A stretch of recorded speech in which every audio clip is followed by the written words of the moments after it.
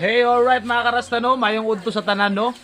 So karon na adlaw mga karasta magluto dita og mani. Mani. Alright, so what's sila po mga karasta no sa akong pagluto og mani. So ibutan sa akong mantika para mas muinit siya. Alright, so What's up mga karastanos? So ingon na ni day manginabuhi sa bukid mga karastanos. So what's in learn lang mura mga karastano.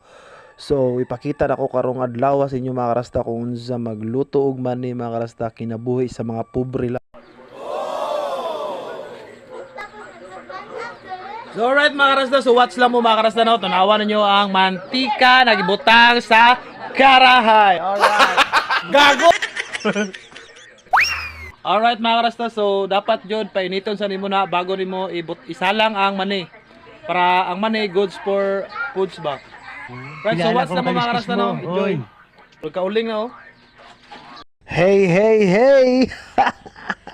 So yun no mga karasta no. So ingon na jud ay manginabuhi sa bukid mga karasta no. So kailangan lang natin tiisin at tibay lang loob mga karasta no. So nga ani day pag-ukay sa mani mga karasta. So ukayon yun mo na siya mga karasta para mas malasa, mas makrema and tama-tama lang yun ang iyang timplada mga karasta. Kay once na dili mo siya ukayon mga karasta, dili magpantay ang luto mga karasta no. Alright. So mga karasta no, so what sing lang mo diya mga karasta. So unta mga karasta, so naunta may matunan ani na video karon adlaw mga karasta no. So thank you for watching sa inyo ha mga karasta dyan. Alright. So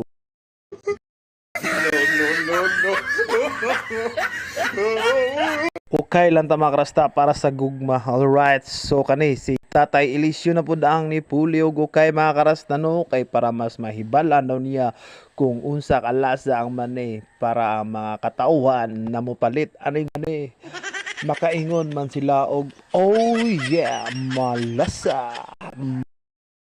Hey, alright. So mga karasta no, so wala kayla sa kauban ako mga karasta mo rin yung karaan na manahiay sa una sa Santo Tomas mga karasta no.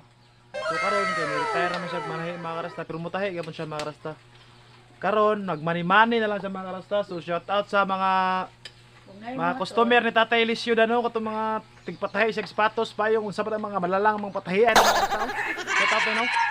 Alright. You know mga karasta no, so nahuman na dyan may gluto mga karasta.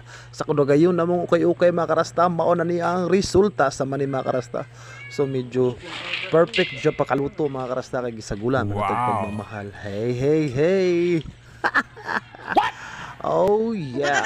Alright, so ginahinay lang ni Tatay Eliseo og ukay ang mani mga karasta para daw mas malasa, para daw mas makrema.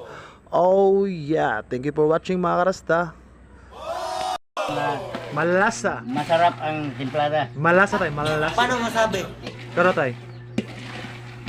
Masarap ang lasa. Oh, Paano masabi? para makrema.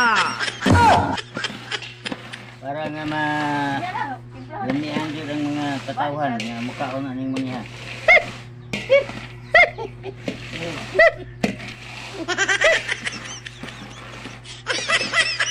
Good